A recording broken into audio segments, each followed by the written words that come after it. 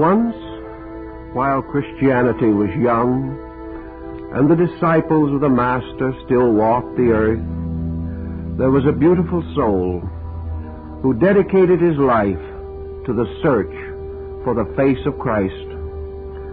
For one night, while lying in the stone cell where he had been cast by the pagan emperors, his spirit broken and his mind reeling with uncertainty, a wondrous vision appeared to this yearning one, who had for so many years been sickened by the world's woe.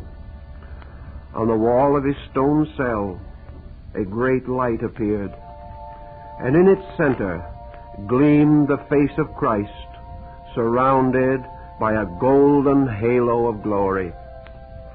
On the Master's brow was the wreath of thorns, and his great eyes, though filled with mortal agony, shone with divine compassion. From that day on, the soul of the Christian was filled with but one desire. There was but one thing in all the world to live for, but one quest which would form a worthy adventure, and this was to find again the glorious face that had shone from the wall of his cell. In some mysterious way, he was released from the prison, and taking his staff in hand, he vowed he would wander the world until he found again the face of his Master. Though the quest be long, though suffering and privation stand in the way, he resolved that nothing should deter him from this one thing to which his soul aspired. His travels took him into distant countries, through snowy wastes and over desert sands. Amid all the people of the world, he sought the face of the one he loved. One day, while wandering in a distant land, he heard of a wise one, who, it was said, lived in a tiny hut made of the leaves of trees by the side of a great cliff, at whose base a mountain stream ran to the sea. After searching for many days in a strange and broken country, where it seemed that the gods of creation had hurled great rocks at the demons of darkness, the wanderer found the hut. In answer to his gentle tap upon the door, an aged figure appeared and asked in kindly tones, with deep sympathy in his voice, what the wanderer sought. The Christian, hungering for the kindness and sympathy so long denied, poured out from his heart to the kindly ears of the aged one his tale of anguish and disappointment. "My child," answered the aged one to the question the seeker had so often asked, "you seek to find the face of your Master. You seek to know where they have laid the Christ. But when they went to his tomb, they found it empty. You are right, my son. He has not gone far away. He is near. And if you know where to seek truth, you shall find him and know his ways. Here is a little vial. In it is a mystic fluid which was prepared by the Essenes, the holy men of Mount Taba. It is called the drink of the gods. If you but taste it, to you it shall be given to find the thing that you seek." He handed the little glass to the lonely pilgrim, who with a blessing of thanks accepted it. But the philosopher raised his hand in warning. "Wait. One other thing you must know. One thing you must promise, before it shall be given to you to drink this mystic draught. Whatever you see, reflecting this face, the face of Christ, that you must serve. To that you must make some sacrifice, or give something that is precious to you." "That will I gladly," cried the hungry soul, as he bowed to receive the aged philosopher's blessing. Silently he passed out of the hut, bending low at the little doorway. Clasping the precious object close to his heart, he wandered off again into the wilderness. Reaching a quiet spot in a glorious valley, the Christian stopped, and sitting down upon a prostrate tree, took the little vial in his hands and gazed at the wondrous liquid of ever-changing light and color that sparkled in the tiny crystal shrine. Unsealing and opening it, the truth-seeker, with a silent prayer, drained the contents. A strange feeling stole over him, and before his eyes there rose a golden haze of light, which benumbed for an instant every atom of his being. But in a moment the mist cleared, and the mystic gazed around in amazement, not unmixed with terror.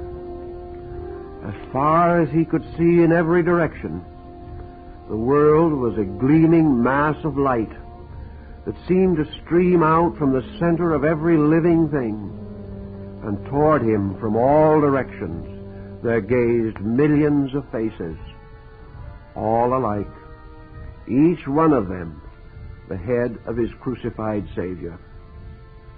It seemed that each stick and stone shone forth with the glory of that face. Each bird and tree poured out its soul through those two sorrowful eyes and the glorious radiance of the light. The Christian fell upon his knees in prayer, for even the grains of sand on which he walked shone forth with the glorious countenance of his Lord. And each time he placed his feet upon the ground, he shuddered, for they fell upon the Master's face. At last a voice told him to rise and go on. As he proceeded, his heart faint within him, he came near to the foot of a monstrous mountain of black granite. Gazing across the lakelet, he saw a wondrous face, more glorious than all the others, shine out from the very side of the mountain. It was the face of Christ, and as he watched, thin streamlets of blood poured down the agonized countenance from beneath the wreath of thorns. The mystic stretched out his arms with a single cry, "Messiah!"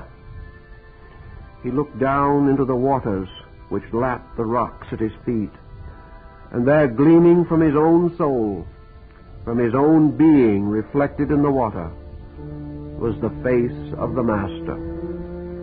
Each way he turned, the faces gazed at him. Even the air seemed filled with millions of them.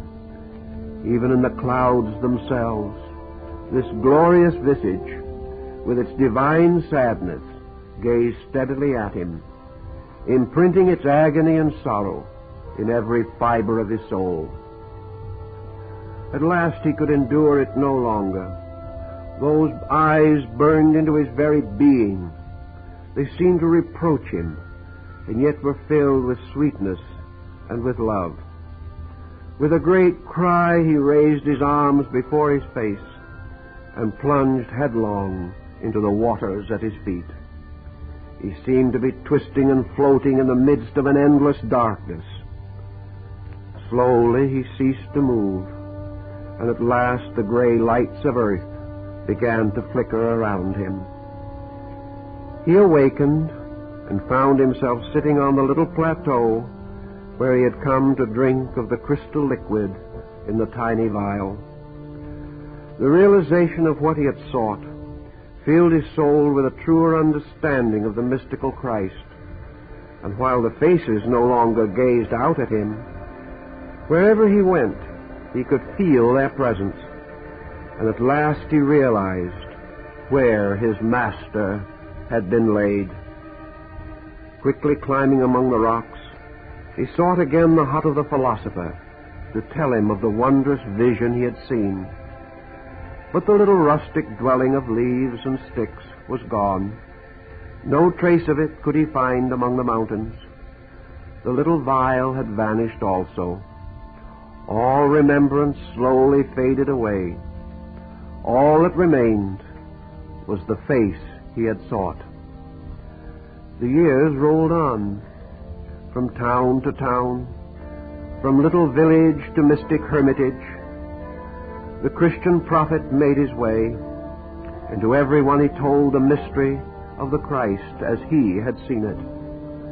He told of the Last Supper, of how every day it is repeated that men may live. He told of the Christ and the blades of grass, how bird and beast reflect the light of the Master. He told of the spark that shines forth from the souls of men and the glorious faces in the grains of sand. And bowing humbly to each flower and shrub, he told how Christ dies daily that man's glory may increase. So through the years he was beloved of men. He went forth healing the sick, assisting all who suffered, giving words of cheer to those who were heavy laden, not for their sakes alone, and never for his own, but only that the divine hope, that his words of life would bring a smile to that sorrowing face that shone out from every creature that he served. He loved the birds and flowers, and even the wild animals served and honored him, for he loved them all. From beneath the little feathered breasts of the fowls of the air, the Christian saw the Master's face shining out with its wreath of thorns, and even the wolves that howled through the darkness of the night proclaimed the agony of Christ. The years rolled on, and still he served in the name of the Master's face. No longer had he friend or foe. No longer was one man different from another. The only thing he saw in others was that glorious light, crucified by the sin and ignorance of the world. The passing years bent his back. The steps once strong and steady grew weak and halting. But still the Christian fulfilled his pledge to serve all things in which he had seen the Master's face. He loved the little children and was beloved by them, for in their laughing eyes he saw the sorrowing ones of the Master, and beneath the so-called joys of the world he saw a hungry heart. Amidst the bustling throngs of human beings he beheld the lowly Nazarene, begging kindness from the hands of men. Every ringlet, waving around some glorious face, whispered to this Christian's heart the mystery of the wreath of thorns. The world could not understand the soul of this lonely mystic, yet in spite of his strange ways and stranger words, he was loved of all, who, if they did not comprehend the vision of the seer, still felt in some mysterious way the power and glory of his work. He lived in a tiny cabin fashioned by his own hands out of rough lumber and rougher stones.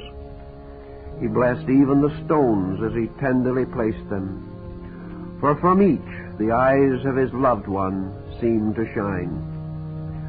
One night a voice spoke to him as he lay on his straw-covered cot, saying, "The Master calls you. Go ye to the tops of the distant mountains." The kindly old man rose from his pallet, and taking the staff he used to support his steps through the snow, he started alone in perfect faith into the storm, as he had many times before on his errands of mercy. Unknowing one said that this was his last trip, that the blinding tempest, the darkness, and the treacherous ravines would claim him as their own.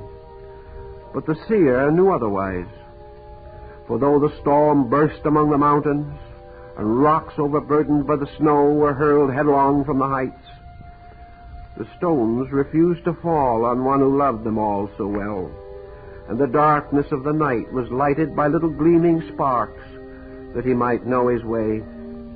The wild creatures of the wood came forth and guided him, and as he wandered through the darkness, the blizzards and the snow, he raised his eyes to heaven, saying, "Father, why dost thou so protect me?" And the answer came, "I do not. The love that thou hast given forth serves thee in thine extremity." Once again the aged Christian stood as he had that wondrous night when he drank the liquid from the mystic vial the philosophers had given him. The rocks and snow gleamed again with the glory of their Lord, their radiance softened by the divine face he had served so long among men. But now the wreath of thorns was gone. It was no longer the face of agony, but one of sweet peace and divine encouragement.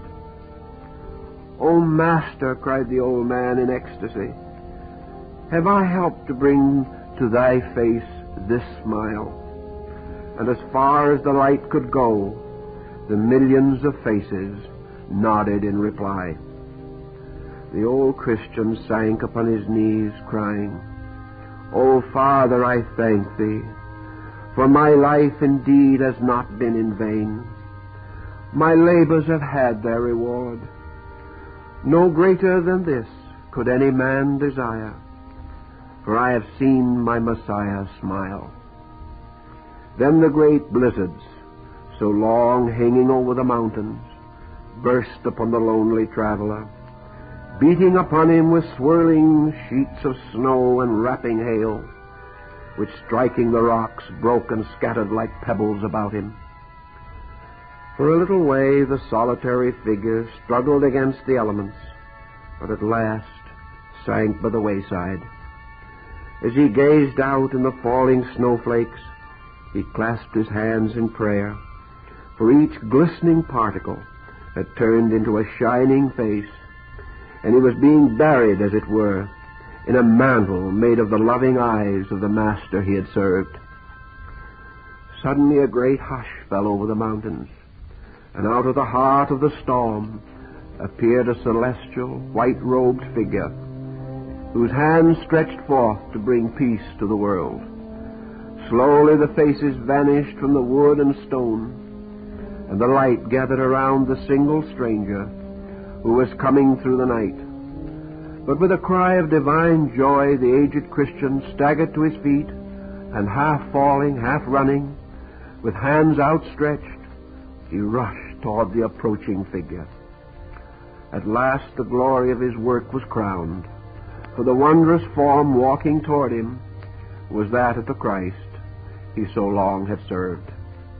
Heeding not the rough stones, he fell on his knees amidst the driving snow before the Christ, and clasping the hem of his raiment, kissed it. Without a word, the glorious figure stooped, and lifting in his arms the form broken with age, as though it had been but a child, he carried it slowly away over the mountains and the valleys into the very skies themselves. The wanderer had come home. He lay down in his Father's house to sleep, conscious of the great compassion which he knew reached out to all creation.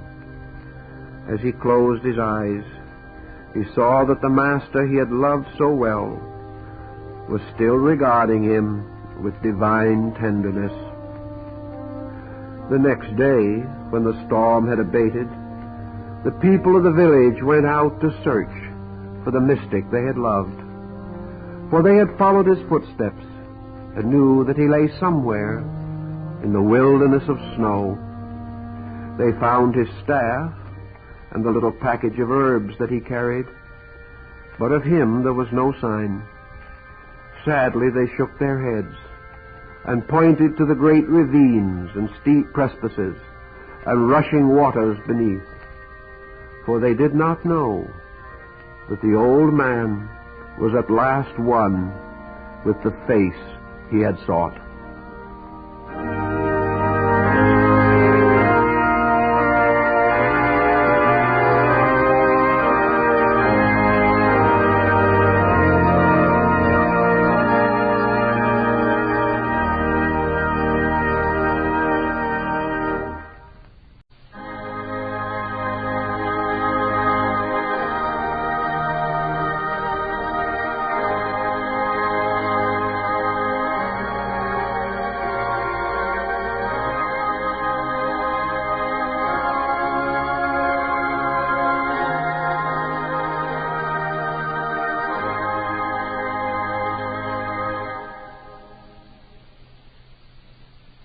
Once there was an alchemist who sought among the mysteries of nature and of science to find the elixir of life and the philosopher's stone. In order that his labors might not be disturbed, this mystic chemist withdrew from the world of men to a cave far in the side of a hill, and there he built a laboratory and brought ancient and rare books for his library. He equipped it with all the apparatus of the chemist, with burners and flasks and many strange and weird instruments. Here for many years he labored with chemicals, herbs, and simples, seeking to find the secret of perpetual youth, and in his own narrow yet earnest way to discover the lost blessing of mankind, the panacea, the balm of Gilead, promised by the sacred writings of old. For over 40 years he plied his task in the laboratory, pulverizing herbs and metals, seeking from the depths of the earth to the furthermost corners of the sky for the answer to his great problem. Many amazing and masterly discoveries were filed away in his diary. Many learned secrets he gleaned from his experiments, many surprising truths from his studies. But the master secret of alchemy, the crowning achievement, continued to elude him. With all his studies and his labors, he was forced to admit that he had not found the answer to the mystery of mysteries. One day, as he sat in his laboratory, dejected and disconsolate, there flashed across his mind an entirely new thought. Could it be that he was not searching where the light was? Could it be that these ancient writers, these honored scientists, had themselves failed, and that only a blind alley was disclosed to those who studied their works? It was a thought that almost overwhelmed his heart. He sat dazed in his chair.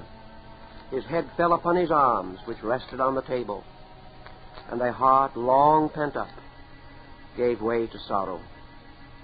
At any rate, I have failed, he mused. Either those who wrote knew not the secret, or else I have not read aright the meaning of their words. The things I seek I cannot find. The truths that I would know elude me like the will-o'-the-wisp. The power of those masters in whose footsteps I would tread, and whose truths I would penetrate, have not been revealed to me, either by the words of my brothers or by my own searching. Then another thought dawned upon his soul. He laid aside his books, closed the numberless closets with their vials and retorts, and sitting down again in his great chair, bowed his head in prayer, and asked like a child the way that he should tread. He called upon the names of the great ones who had gone before. He asked that the mystic alchemists of old should guide his footsteps, that he might learn the truths that would serve his fellow men. Suddenly, as he sat there, a voice spoke to him. "Brother, what do you seek?" The old alchemist started in amazement and turned in his chair, for he knew of none who could have guessed the secret of that hidden cave, or who could have entered so silently that his reveries had not been disturbed. A tall, slender man, with dark eyes and broad, noble forehead, stood behind him, draped from head to foot in a mysterious cape of indigo. The stranger parted the cloak, and his long, slim hands drew back its folds. "Who are you?" demanded the alchemist in surprise. "Who thus comes to break my solitude?" "I am that I am," answered the stranger.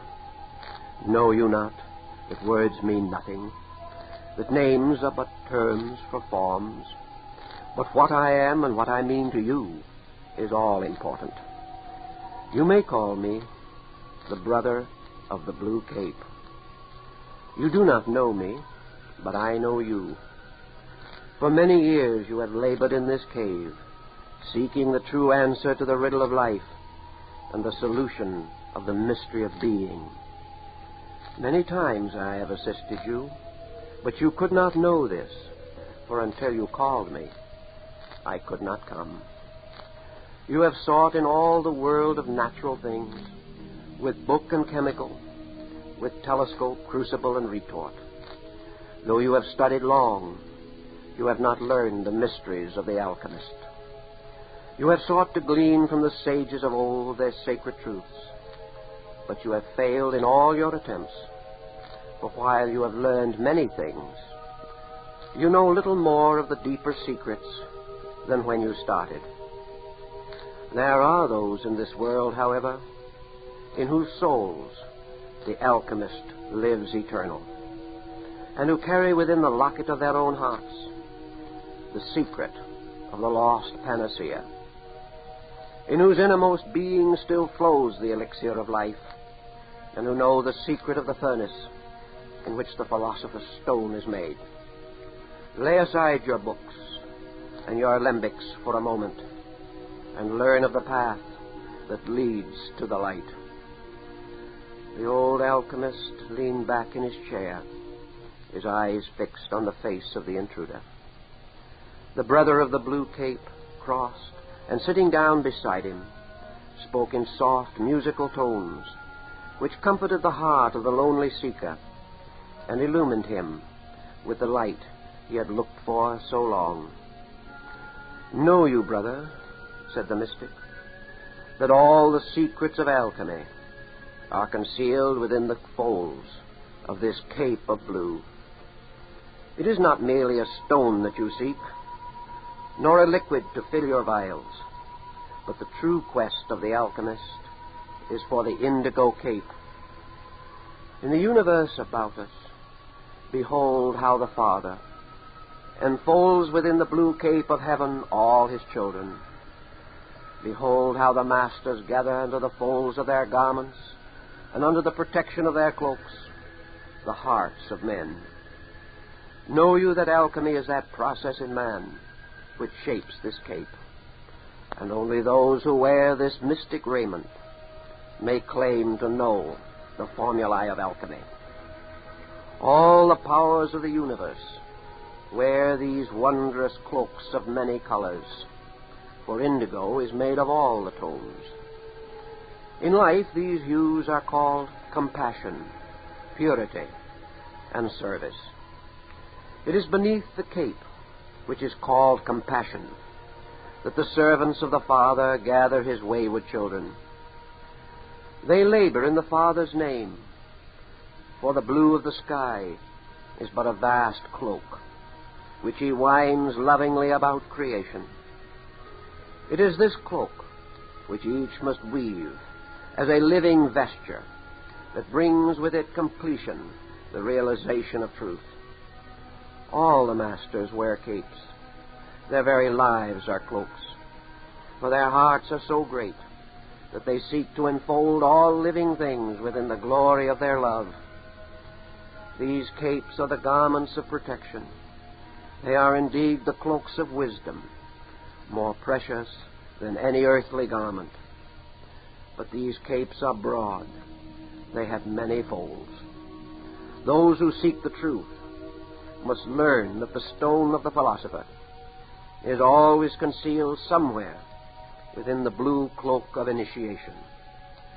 Each truth that is woven into the living garment of the soul brings with it a great advancement, a more complete revelation of spiritual consciousness.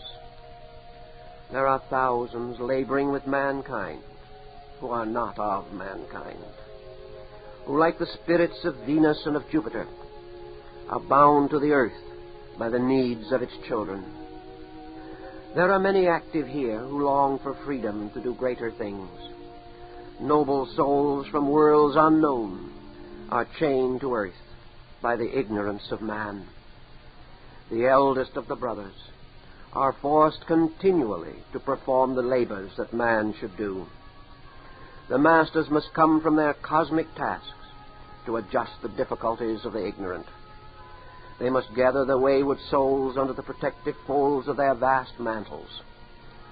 These cloaks are woven of the life of truth, of knowledge, and of power.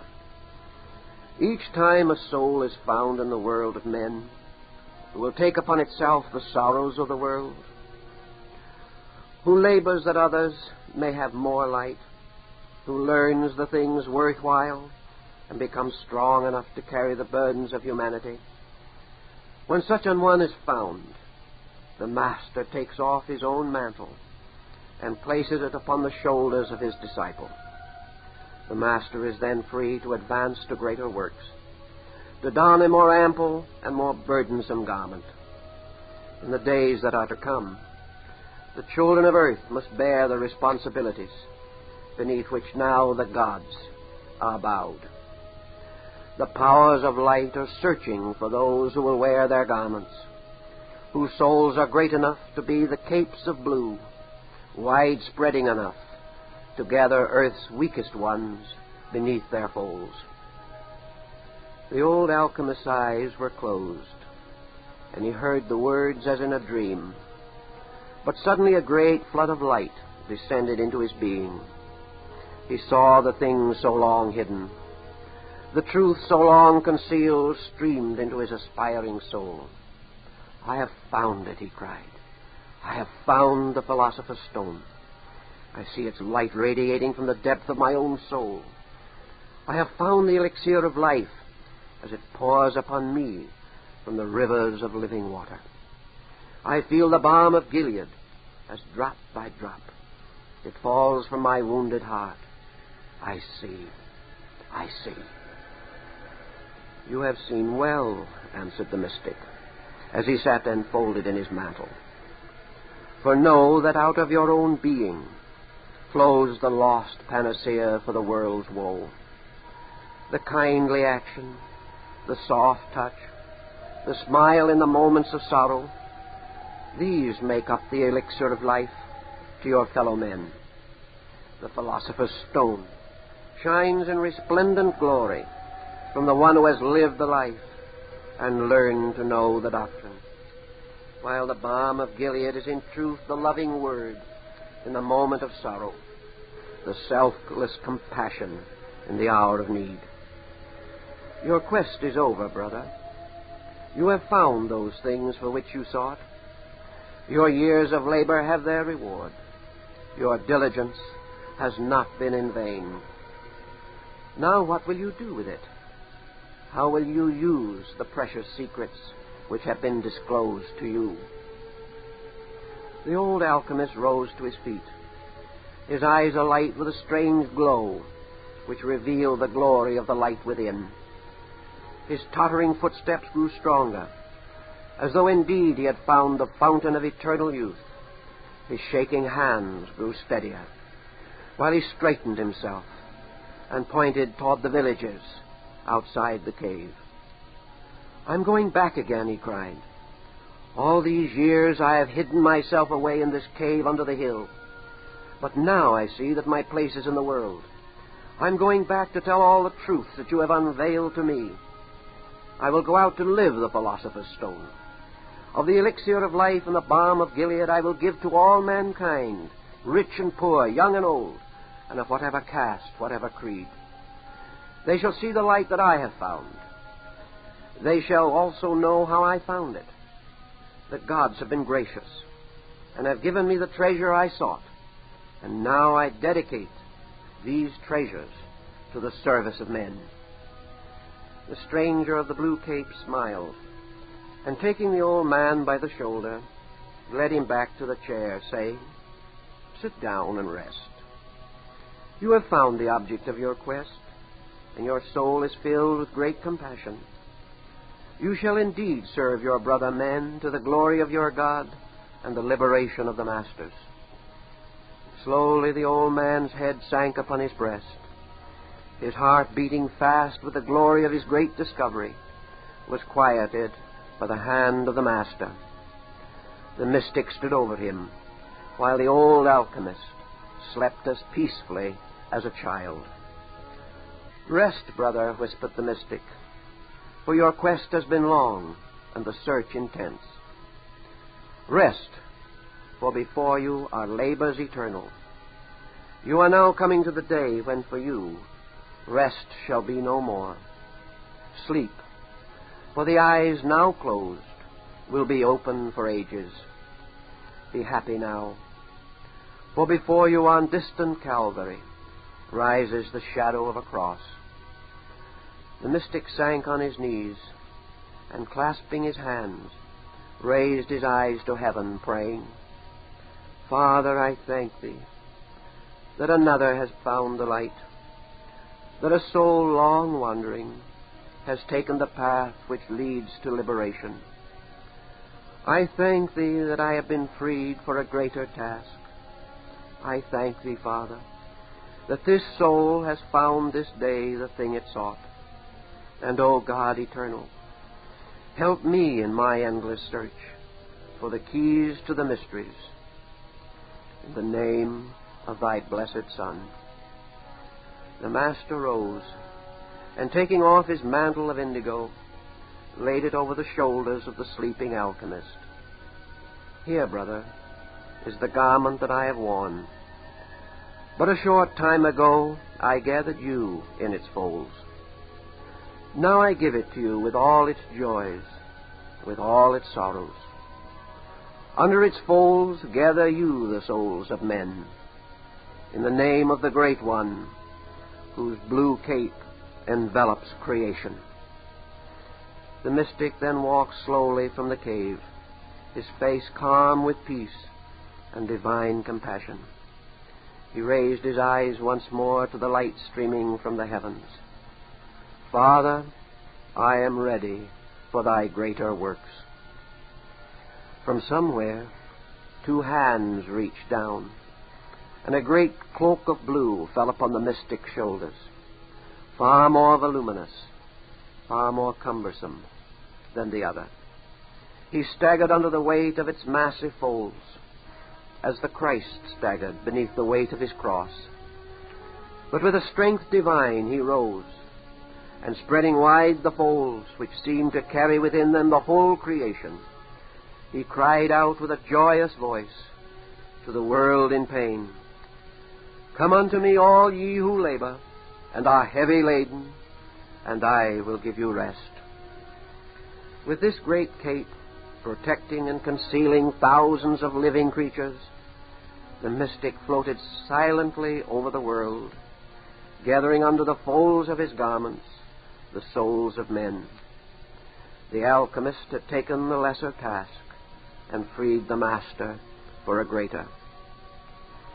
When the old alchemist awoke, he could discern no garment of blue, but his soul, wakened by its vision, had become invested in the indigo cape of compassion, which forever unfolds the sorrows of the world.